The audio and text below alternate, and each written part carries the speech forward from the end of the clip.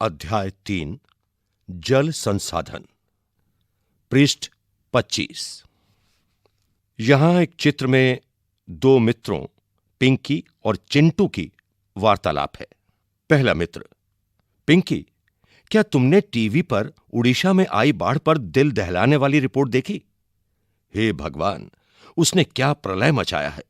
रास्ते में जो कुछ आया बर्बाद कर दिया और बहा ले गई। दूसरा मित्र: हां चिंटू, मैंने देखा। क्या यह आश्चर्यजनक नहीं है कि जल जीवन दे भी सकता है और ले भी सकता है? हम पानी के बिना क्या करेंगे?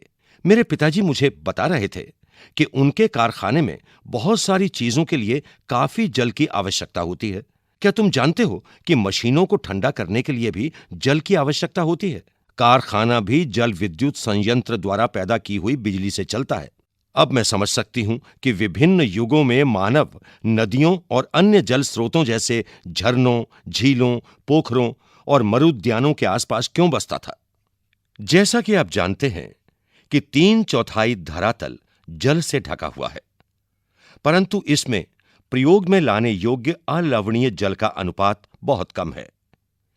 यह अलवणीय जल हमें सतही अपवाह और भौम जल स्रोत से प्राप्त होता है, जिनका लगातार नवीकरण और पुनर्भरण जलीय चक्र द्वारा होता रहता है।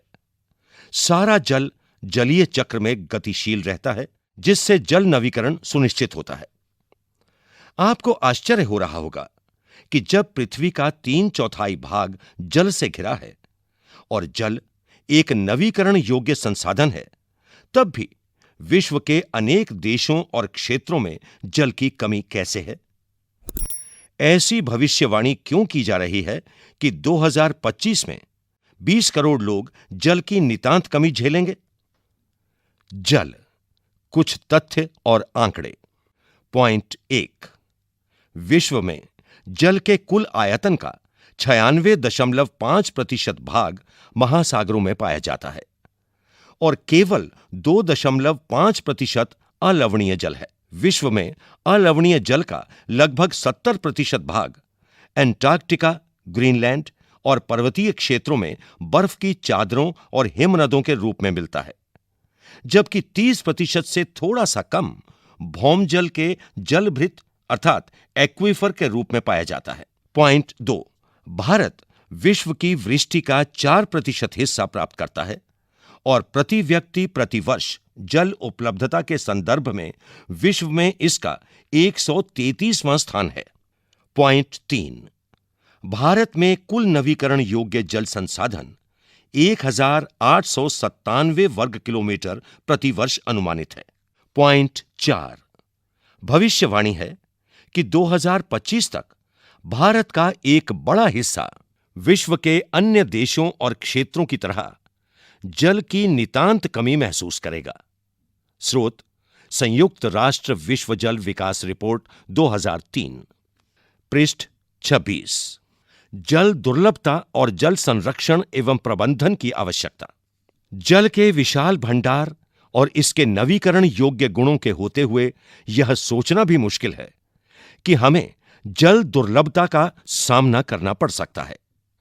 जैसे ही हम जल की कमी की बात करते हैं, तो हमें तत्काल ही कम वर्षा वाले क्षेत्रों या सूखाग्रस्त इलाकों का ध्यान आता है। हमारे मानस पटल पर तुरंत राजस्थान के मरुस्थल और जल से भरे मटके संतुलित करती हुई और जल भरने के लिए लंबा रास्ता तय करती पनिहारिनों के चित्र चित्रित हो जाते हैं।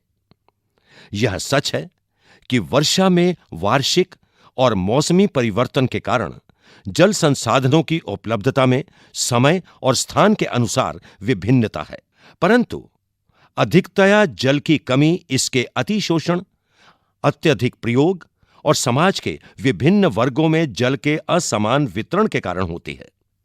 चित्र 3.1 में पानी की कमी और दुर्लभता दिखाई गई है। चित्र के पहले अंश में एक बच्चे को दिखाया गया है, जहां पानी तो बहुत है, लेकिन पीने लायक पानी की एक बूंद नहीं है। दूसरे अंश में भूकंप प्रभावित एक महिला पानी की कमी से जूझती हुई बर्फ में से पानी ले जा रही है। तीसरे अंश में कुछ महिलाएं पानी की कमी से जूझती हुई पानी प्राप्त करने के लिए पंक्ति में खड़ी हैं। पृष्ठ संख्या 27। स्वीडन के एक विशेषज्ञ फाल्कन मार्क के अनुसार जल की कमी तब होती है जब प्रत्येक व्यक्ति को प्रतिवर्ष 1000 से 1600 घन मीटर के बीच जल उपलब्ध होता है। क्या यह संभव है कि किसी क्षेत्र में प्रचुर मात्रा में जल संसाधन होने के बावजूद वहां जल की दुर्लभता हो? हमारे कई शहर इसके उदाहरण हैं। अतः जल दुर्लभता अत्यधिक और बढ़ती जनसंख्या और उसके परिणाम स्वरूप जल की बढ़ती मांग और उसके असमान वितरण का परिणाम हो सकता है। जल अधिक जनसंख्या के लिए घरेलू उपयोग में ही नहीं बल्कि अधिक अनाज उगाने के लिए भी चाहिए। अतः अनाज का उत्पादन बढ़ाने के लिए जल संसाधनों का अति शोषण करके ही सिंचित क्षेत्र बढ़ाया जा सकता है और शुष्क ऋतु में भी खेती की जा सकती है। आपने टेलीविजन विज्ञापनों में देखा होगा कि बहुत से किसानों के खेतों पर अपने निजी कुएं और नलकूप हैं जिनसे सिंचाई करके वे उत्पादन बढ़ा रहे हैं। परंतु आपने सोचा है कि इसका परिणाम क्या हो सकता है? इसके कारण भौम जल स्तर नीचे गिर सकता है और लोगों के लिए जल की उपलब्धता में कमी हो सकती है और भोजन सुरक्षा खतरे में पड़ सकती है। स्वतंत्रता के बाद भारत में तेजी से औद्योगिकरण और शहरीकरण हुआ और विकास के अवसर प्राप्त हुए। आजकल हर जगह बहुराष्ट्रीय कंपनियां अर्थात एमएनसीज बड़े औद्योगिक घरानों के रूप में फैली हुई हैं। उद्योगों की बढ़ती हुई संख्या के कारण अलवणीय जल संसाधनों पर दबाव बढ़ रहा है। उद्योगों को अत्यधिक जल के अलावा उनको चलाने के लिए ऊर्जा की भी आवश्यकता होती है और इसकी काफी हद तक पूर्ति जल विद्युत से होती है। वर्तमान समय में भारत में कुल विद्युत का लगभग 22% भाग जल विद्युत से प्राप्त होता है। इसके अलावा शहरों की बढ़ती संख्या और जनसंख्या तथा शहरी जीवन शैली के कारण न केवल जल और ऊर्जा की आवश्यकता में बढ़ोतरी हुई है, अपितु इनसे संबंधित समस्याएं और भी गहरी हुई हैं। यदि आप शहरी आवास समितियों या कॉलोनियों पर नजर डालें तो आप पाएंगे कि उनके अंदर जल पूर्ति के लिए नलकूप स्थापित किए गए हैं। इसमें कोई आश्चर्य नहीं है कि शहरों में जल संसाधनों का अतिशोषण हो रहा है और इनकी कमी होती जा रही है। अब तक हमने जल दुर्लभता के मात्रात्मक पहलू की ही बात की है। आओ हम ऐसी स्थिति के बारे में विचार करें जहां लोगों की आवश्यकता के लिए काफी जल संसाधन हैं, परंतु फिर भी इन क्षेत्रों में जल की दुर्लभता है। यह दुर्लभता जल की खराब गुणवत्ता के कारण हो सकती है। पिछले कुछ वर्षों से यह चिंता का विषय बनता जा रहा है कि लोगों की आवश्यकता के लिए प्रचुर मात्रा में जल उपलब्ध होने के बावजूद यह घरेलू और औद्योगिक अपशिष्टों, रसायनों, कीटनाशकों और कृषि में प्रयुक्त उर्वरकों द्वारा प्रदूषित है और मानव उपयोग के लिए खतरनाक है। भारत की नदियां, विशेषकर छोटी सरिताएं, जहरीली धाराओं में परिवर्तित हो गई हैं और बड़ी नदियां जैसे गंगा और यमुना कोई भी शुद्ध नहीं है। बढ़ती जनसंख्या, कृषि आधुनिकीकरण, नगरीकरण और औद्योगिकरण का भारत की नदियों पर अत्यधिक दुष्प्रभाव है और हर दिन गहराता जा रहा है। इससे संपूर्ण जीवन खतरे में है। स्रोत the citizens fifth report CSE 1999। आपने अनुभव कर लिया होगा कि समय की मांग है कि हम अपने जल संसाधनों का संरक्षण और प्रबंधन करें, स्वयं को स्वास्थ्य संबंधी खतरों से बचाएं, खाद्यान्न सुरक्षा, अपनी आजीविका और उत्पादक क्रियाओं की निरंतरता को सुनिश्चित करें और हमारे प्राकृतिक पारितंत्रों को निम्नीकृत अर्थात डिग्रेडेशन होने से बचाएं। जल संसाधनों के अतिशोषण और कुप्रबंधन से इन संसाधनों का ह्रास हो सकता है और पारिस्थितिकी संकट की समस्या पैदा हो सकती है, जिसका हमारे जीवन पर गंभीर प्रभाव हो सकता है। क्रियाकलाप अपने दिन प्रतिदिन के अनुभव के आधार पर जल संरक्षण के लिए एक संक्षिप्त प्रस्ताव लिखें। पृष्ठ संख्या 28। बहुउद्देशीय नदी परियोजनाएं और समन्वित जल संसाधन प्रबंधन। हम जल का संरक्षण और प्रबंधन कैसे करें? पुरातत्व वैज्ञानिक और ऐतिहासिक अभिलेख या दस्तावेज अर्थात रिकॉर्ड बताते हैं कि हमने प्राचीन काल से सिंचाई के लिए पत्थरों और मलबे से बांध, जलाशय अथवा झीलों के तटबंध और नहरों जैसी उत्कृष्ट जलीय कृतियां बनाई हैं। इसमें कोई आश्चर्य नहीं कि हमने यह परिपाटी आधुनिक भारत में भी जारी रखी है और अधिकतर नदियों के बेसिनों में बांध बनाए हैं। प्राचीन भारत में जलीय कृतियां। पॉइंट 1।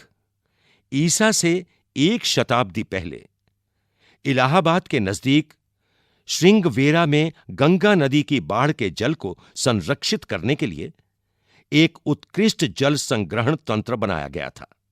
पॉइंट 2। चंद्रगुप्त मौर्य के समय बृहत स्तर पर बांध, झील और सिंचाई तंत्रों का निर्माण करवाया गया। पॉइंट 3। कलिंग उड़ीसा, नागार्जुन कोंडा आंध्र प्रदेश, बेन्नूर कर्नाटक और कोल्हापुर महाराष्ट्र में उत्कृष्ट सिंचाई तंत्र होने के सबूत मिले हैं। पॉइंट 4। अपने समय की सबसे बड़ी कृत्रिम झीलों में से एक भोपाल झील 11वीं शताब्दी में बनाई गई। पॉइंट 5। 14वीं शताब्दी में इल्तुतमिश ने दिल्ली में श्री फोर्ट क्षेत्र में जल की सप्लाई के लिए हौज खास अर्थात एक विशिष्ट तालाब बनवाया। स्रोत डाइंग विजडम CSE 1997। चित्र 3.2 में हीराकुंड बांध दिखाया गया है। बांध क्या हैं और वे हमें जल संरक्षण और प्रबंधन में कैसे सहायक हैं?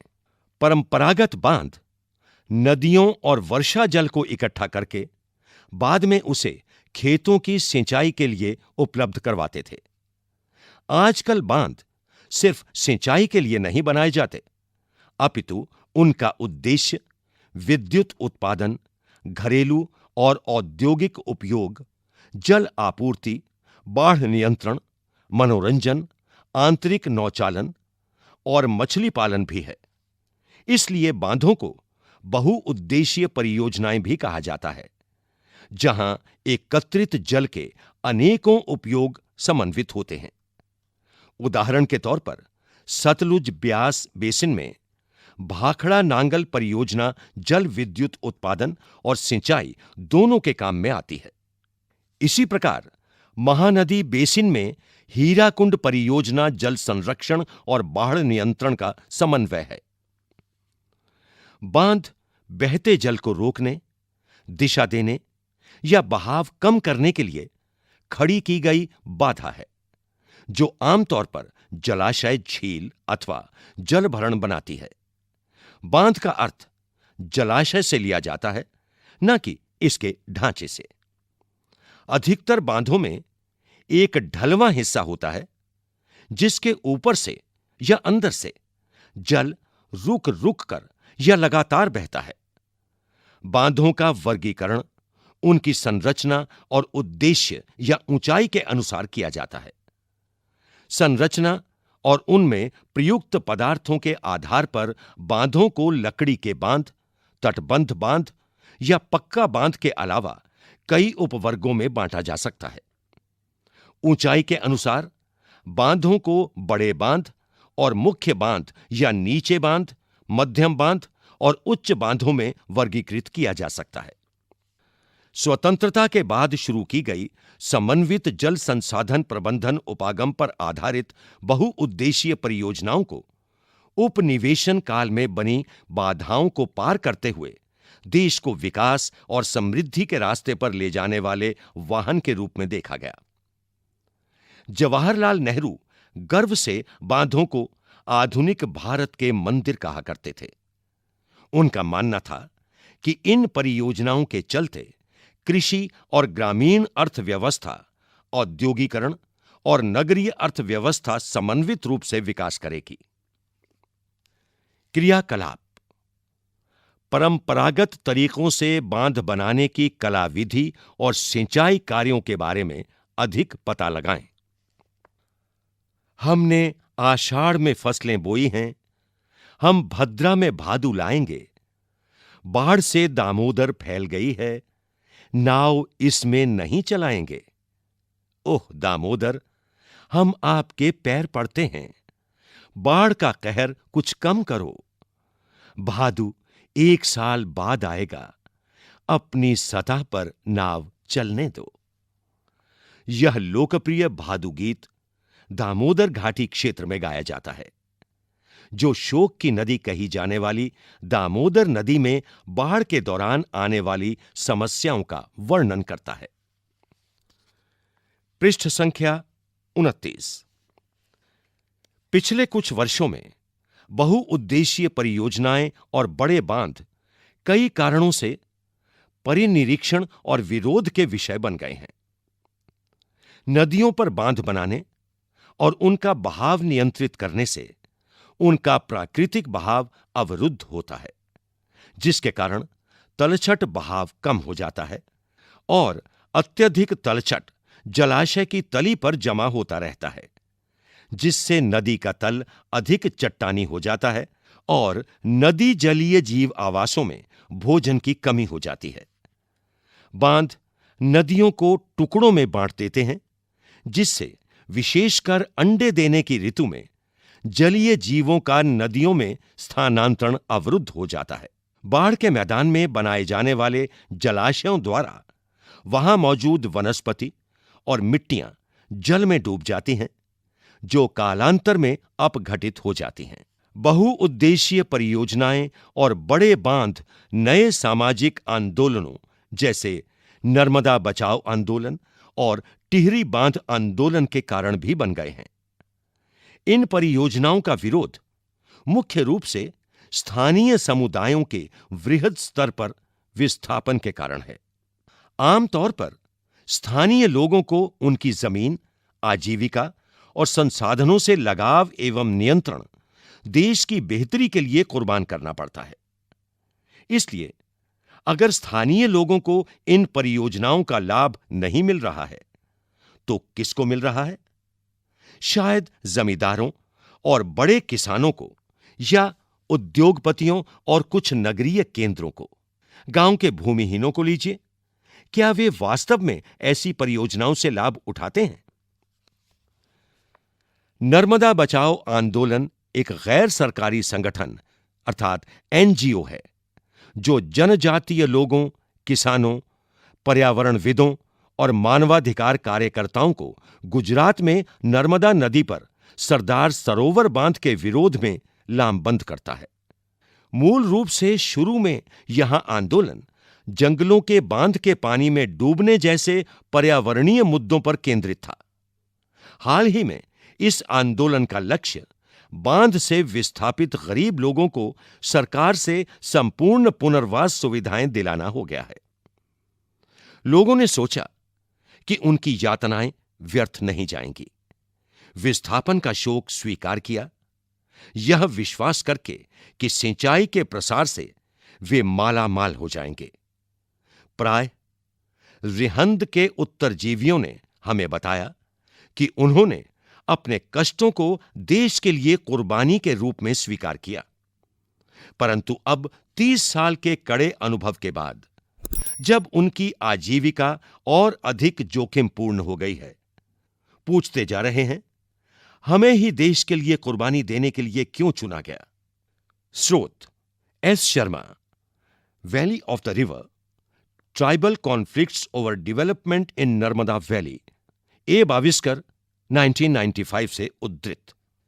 सिंचाई ने कई क्षेत्रों में फसल प्रारूप परिवर्तित कर दिया है, जहां किसान जलगहन और वाणिज्य फसलों की ओर आकर्षित हो रहे हैं। इससे मृदाओं के लवणीकरण जैसे गंभीर पारिस्थितिकीय परिणाम हो सकते हैं। इसी दौरान इसने अमीर भूमि मालिकों और गरीब भूमिहीनों में सामाजिक दूरी बढ़ाकर सामाजिक परिदृश्य बदल दिया है। जैसा कि हम देख सकते हैं कि बांध उसी जल के अलग अलग उपयोग और लाभ चाहने वाले लोगों के बीच संघर्ष पैदा करते हैं। गुजरात में साबरमती बेसिन में सूखे के दौरान नगरीय क्षेत्रों में अधिक जल आपूर्ति देने पर परेशान किसान उपद्रव पर उतारू हो गए। बहुउद्देशीय परियोजनाओं के लागत और लाभ के बंटवारे को लेकर अंतर्राज्यीय झगड़े आम होते जा रहे हैं। पृष्ठ संख्या 30। यहां भारत का नक्शा दिया गया है और नक्शे में मुख्य नदियां और बांध दर्शाए गए हैं। यहां दिए हुए मानचित्र में कुछ नदियां और बांध दिखाए गए हैं। महानदी पर है हीराकुंड बांध, पेरियार नदी पर पेरियार बांध, नर्मदा नदी पर नर्मदा बांध, सतलुज नदी पर भाखड़ा नांगल बांध, रावी नदी पर चमेरा बांध, कावेरी नदी पर मैट्टूर बांध, कृष्णा नदी पर नागार्जुन सागर परियोजना, रिहंद और सोम नदी पर रिहंद बांध, भागीरथी नदी पर टिहरी बांध, कृष्णा नदी पर कोयना बांध, चनाब नदी पर सलाल बांध, बराकर नदी पर मेथौन बांध, तुंगभद्रा और कृष्णा नदी पर तुंगभद्रा बांध, दामोदर नदी पर पंचेत बांध, गोदावरी नदी पर रामागुंडा बांध। ये मुख्य नदियां और बांध भारत के इस मानचित्र में दर्शाए गए हैं। पृष्ठ संख्या 31। क्या आप जानते हैं कि कृष्णा गोदावरी विवाद की शुरुआत महाराष्ट्र सरकार द्वारा कोयना पर जल विद्युत परियोजना के लिए बांध बनाकर जल का दिशा परिवर्तन कर कर्नाटक और आंध्र प्रदेश सरकारों द्वारा आपत्ति जताए जाने से हुई। इससे इन राज्यों में पड़ने वाले नदी के निचले हिस्सों में जल प्रवाह कम हो जाएगा और कृषि और उद्योग पर विपरीत असर पड़ेगा। क्रियाकलाप: अंतर्राज्यीय जल विवादों की एक सूची तैयार करें। नदी परियोजनाओं पर उठी अधिकतर आपत्तियां उनके उद्देश्यों में विफल हो जाने पर हैं। ये एक विडंबना ही है कि जो बांध बाढ़ नियंत्रण के लिए बनाए जाते हैं, उनके जलाशयों में तलछट जमा होने से वे बाढ़ आने का कारण बन जाते हैं। अत्यधिक वर्षा होने की दशा में तो बड़े बांध भी कई बार बाढ़ नियंत्रण में असफल रहते हैं। आपने पढ़ा होगा कि वर्ष 2006 में महाराष्ट्र और गुजरात में भारी वर्षा के दौरान बांधों से छोड़े गए जल की वजह से बाढ़ की स्थिति और भी विकट हो गई। इन बाढ़ों से न केवल जान और माल का नुकसान हुआ, अपितु बृहत स्तर पर मृदा अपरदन भी हुआ। बांध के जलाशय पर तलछट जमा होने का अर्थ यह भी है कि यह तलछट, जो कि एक प्राकृतिक उर्वरक है, बाढ़ के मैदानों तक नहीं पहुंचती, जिसके कारण भूमि निम्नीकरण की समस्याएं बढ़ती हैं। यह भी माना जाता है कि बहुउद्देशीय योजनाओं के कारण भूकंप आने की संभावना भी बढ़ जाती है और अत्यधिक जल के उपयोग से जल जनित बीमारियां, फसलों में कीटाणु जनित बीमारियां और प्रदूषण फैलते हैं। इसी पृष्ठ पर समाचार पत्र के कुछ अंश दिए गए हैं, जिसमें देश के बाढ़ संभावित क्षेत्रों के विषय में जानकारी इकट्ठा की गई है। इस तरह की जानकारी आप भी इकट्ठा करें। पृष्ठ संख्या 32। वर्षा जल संग्रहण। बहुत से लोगों का मानना है कि बहुउद्देशीय परियोजनाओं के अलाभप्रद असर और उन पर उठे विवादों के चलते वर्षा जल संग्रहण तंत्र इनके सामाजिक, आर्थिक और पारिस्थितिक तौर पर व्यवहार्थ विकल्प हो सकते हैं। प्राचीन भारत में उत्कृष्ट जलीय निर्माणों के साथ साथ जल संग्रहण ढांचे भी पाए जाते थे। लोगों को वर्षा पद्धति और मृदा के गुणों के बारे में गहरा ज्ञान था। उन्होंने स्थानीय पारिस्थितिकीय परिस्थितियों और उनकी जल आवश्यकता अनुसार वर्षा जल, भौम जल, नदी जल और बाढ़ जल संग्रहण के अनेक तरीके विकसित कर लिए थे। पहाड़ी और पर्वतीय क्षेत्रों में लोगों ने गुल अथवा कुल, जो पश्चिमी हिमालय में उपलब्ध हैं, जैसी वाहिकाएं नदी की धारा का रास्ता बदलकर खेतों में सिंचाई के लिए बनाई हैं। पश्चिमी भारत, विशेषकर राजस्थान में पीने का जल एकत्रित करने के लिए छत वर्षा जल संग्रहण का तरीका आम था। पश्चिम बंगाल में बाढ़ के मैदान में लोग अपने खेतों की सिंचाई के लिए बाढ़ जल वाहिकाएं बनाते थे। शुष्क और अर्धशुष्क क्षेत्रों में खेतों में वर्षा जल एकत्रित करने के लिए गड्ढे बनाए जाते थे, ताकि मृदा को संचित किया जा सके और संरक्षित जल को खेती के लिए उपयोग में लाया जा सके। राजस्थान के जिले जैसलमेर में खादीन और अन्य क्षेत्रों में जोहड़ इसके उदाहरण हैं। चित्र संख्या 3.3 are you a water harvester? इस चित्र में कुछ लोग छाते में गिरती बरसात की बूंदों को गिनने का प्रयास कर रहे हैं। This monsoon join us in counting the rain drops. चित्र 3.4 में छत वर्षा जल संग्रहण दिखाया गया है, जिसे दो भागों में बांटा गया है, अ और ब। भाग अ में हैंडपंप के माध्यम से पुनर्भरण दर्शाया गया है और भाग ब में बेकार पड़े कुएं के माध्यम से पुनर्भरण दर्शाया गया है। पॉइंट 1, पीवीसी पाइप का इस्तेमाल करके छत का वर्षा जल एकत्रित किया जाता है। पॉइंट 2, रेत और ईंट प्रयोग करके जल का छनन अर्थात फिल्टर किया जाता है। पॉइंट 3, भूमिगत पाइप के द्वारा जल हौज तक ले जाया जाता है, जहां से इसे तुरंत प्रयोग किया जा सकता है। पॉइंट 4, हौज से अतिरिक्त जल कुएं तक ले जाया जाता है। पॉइंट 5, कुएं का जल भूमिगत जल का पुनर्भरण करता है। पॉइंट 6, बाद में इस जल का उपयोग किया जा सकता है। पृष्ठ संख्या 33। यहां चित्र 3.5 में वर्षा जल संग्रहण की पारंपरिक विधि दर्शाई गई है। एक कुल से वर्तुल ग्रामीण तालाब बनता है, काजा गांव के चित्र के अनुसार, जिससे जरूरत पड़ने पर पानी छोड़ सकते हैं। राजस्थान के अर्धशुष्क और शुष्क क्षेत्रों, विशेषकर बीकानेर, फलौदी और बाड़मेर में लगभग हर घर में पीने का पानी संग्रहित करने के लिए भूमिगत टैंक अथवा टांका हुआ करते थे। इसका आकार एक बड़े कमरे जितना हो सकता है। फलौदी में एक घर में 6.1 मीटर गहरा, 4.27 मीटर लंबा और 2.44 मीटर चौड़ा टांका था।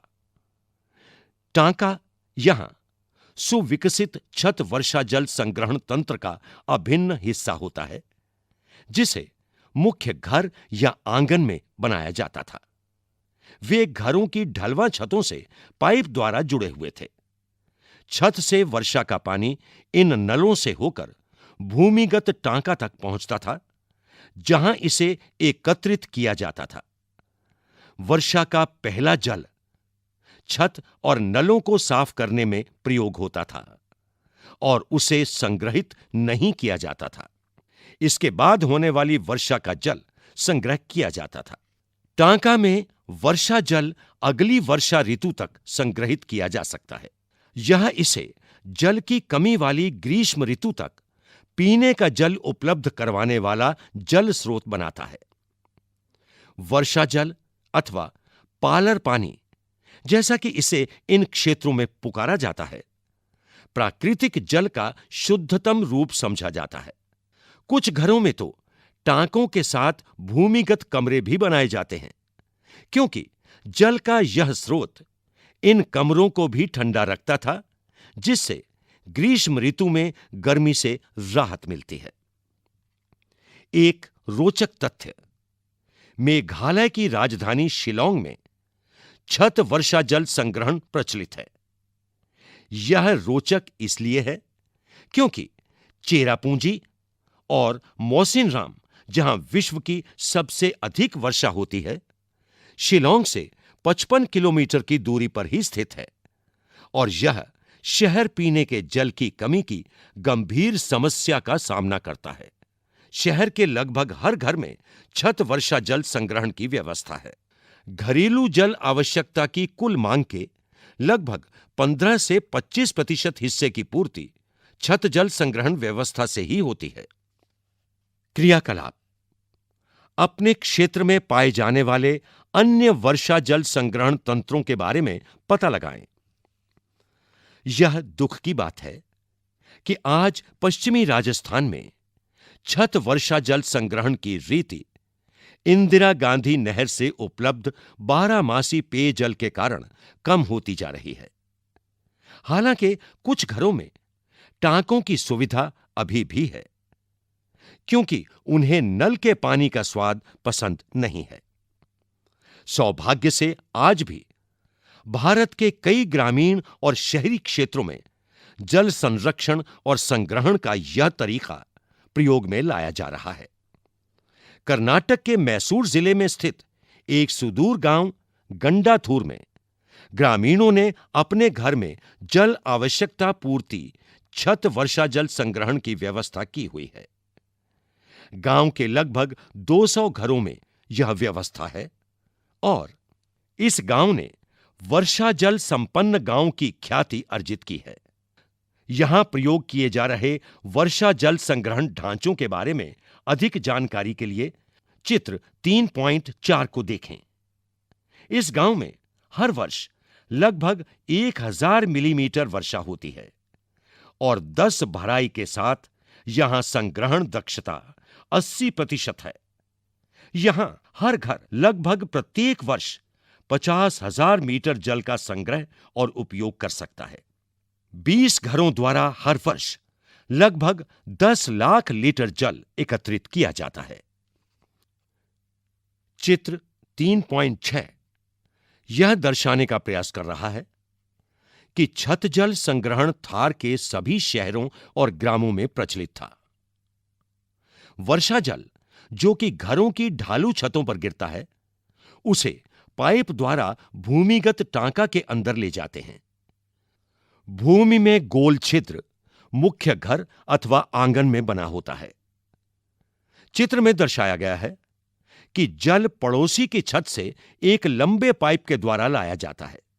यहां पड़ोसी की छत का उपयोग वर्षा जल को एकत्र करने के लिए किया गया है। चित्र में एक छेद दिखाया गया है जिसके द्वारा वर्षा जल भूमिगत टांका में चला जाता है। पृष्ठ संख्या 34।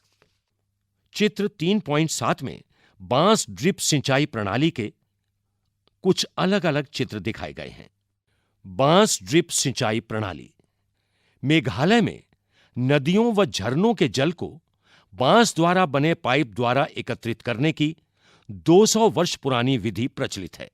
लगभग 18 से 20 लीटर सिंचाई पानी बांस पाइप में आ जाता है तथा उसे सैकड़ों मीटर की दूरी तक ले जाया जाता है। अंत में पानी का बहाव 20 से 80 बूंद प्रति मिनट तक घटाकर पौधे पर छोड़ दिया जाता है। चित्र 1 में दर्शाया गया है पहाड़ी शिखरों पर सदा नीरा झरनों की दिशा परिवर्तित करने के लिए बांस के पाइपों का उपयोग किया जाता है। इन पाइपों के माध्यम से गुरुत्वाकर्षण द्वारा जल पहाड़ के निचले स्थानों तक पहुंचाया जाता है। चित्र 2 और 3 में दर्शाया गया है बांस से निर्मित चैनल से पौधे के स्थान तक जल का बहाव परिवर्तित किया जाता है। पौधे तक बांस पाइप से बनाई व बिछाई गई विभिन्न जल शाखाओं में जल वितरित किया जाता है। पाइपों में जल प्रवाह इनकी स्थितियों में परिवर्तित करके नियंत्रित किया जाता है। चित्र 4 में दर्शाया गया है यदि पाइपों को सड़क पार ले जाना हो तो उन्हें भूमि पर ऊंचाई से ले जाया जाता है। चित्र 5 व 6 में दर्शाया गया है, संकुचित किए हुए चैनल सेक्शन और पथांतरण इकाई जल सिंचाई के अंतिम चरण में प्रयुक्त की जाती है। अंतिम चैनल सेक्शन से पौधे की जड़ों के निकट जल गिराया जाता है। तमिलनाडु देश का एकमात्र राज्य है जहां पूरे राज्य में हर घर में छत वर्षा जल संग्रहण ढांचों का बनाना आवश्यक कर दिया गया है। इस संदर्भ में दोषी व्यक्तियों पर कानूनी कार्यवाही हो सकती है। क्रियाकलाप 1. सूचना एकत्रित करें कि उद्योग किस प्रकार हमारे जल संसाधनों को प्रदूषित कर रहे हैं। 2. अपने सहपाठियों के साथ मिलकर अपने मोहल्ले में जल विवाद पर एक नाटिका प्रस्तुत करें। पृष्ठ संख्या 35। अभ्यास। प्रश्न 1। बहुवैकल्पिक प्रश्न। 1. इन सूचनाओं के आधार पर स्थितियों को जल की कमी से प्रभावित या जल की कमी से अप्रभावित में वर्गीकृत कीजिए। क. अधिक वार्षिक वर्षा वाले क्षेत्र। ख. अधिक वर्षा और अधिक जनसंख्या वाले क्षेत्र। ग. अधिक वर्षा वाले परंतु अत्यधिक प्रदूषित जल क्षेत्र। घ. कम वर्षा और कम जनसंख्या वाले क्षेत्र। 2. इनमें से कौन सा वक्तव्य बहुउद्देशीय नदी परियोजनाओं के पक्ष में दिया गया तर्क नहीं है। क. बहुउद्देशीय परियोजनाएं उन क्षेत्रों में जल लाती हैं जहां जल की कमी होती है। ख. बहुउद्देशीय परियोजनाएं जल बहाव को नियंत्रित करके बाढ़ पर काबू पाती हैं। ग. बहुउद्देशीय परियोजनाओं से बृहत स्तर पर विस्थापन होता है और आजीविका खत्म होती है। घ. बहुउद्देशीय परियोजनाएं हमारे उद्योग और घरों के लिए विद्युत पैदा करती हैं। 3. ये कुछ गलत वक्तव्य हैं। इनमें गलती पहचानें और लिखें। क. शहरों की बढ़ती संख्या, उनकी विशालता और सघन जनसंख्या तथा शहरी जीवन शैली ने जल संसाधनों के सही उपयोग में मदद की है। ख. नदियों पर बांध बनाने और उनको नियंत्रित करने से उनका प्राकृतिक बहाव और तलछट बहाव प्रभावित नहीं होता। ग. गुजरात में साबरमती बेसिन में सूखे के दौरान शहरी क्षेत्रों में अधिक जल आपूर्ति करने पर भी किसान नहीं भड़के। घ. आज राजस्थान में इंदिरा गांधी नहर से उपलब्ध पेयजल के बावजूद छत वर्षा जल संग्रहण लोकप्रिय हो रहा है। प्रश्न 2। इन प्रश्नों के उत्तर लगभग 30 शब्दों में दीजिए। 1. व्याख्या करें कि जल किस प्रकार नवीकरण योग्य संसाधन है। 2. जल दुर्लभता क्या है और इसके मुख्य कारण क्या हैं। 3. बहुउद्देशीय परियोजनाओं से होने वाले लाभ और हानियों की तुलना करें। प्रश्न 3। इन प्रश्नों के उत्तर लगभग 120 शब्दों में दीजिए। 1. राजस्थान के अर्ध शुष्क क्षेत्रों में वर्षा जल संग्रहण किस प्रकार किया जाता है, व्याख्या कीजिए। 2. परंपरागत वर्षा जल संग्रहण की पद्धतियों को आधुनिक काल में अपनाकर जल संरक्षण एवं भंडारण किस प्रकार किया जा रहा है। अभी आप सुन रहे थे ये पाठ जल संसाधन।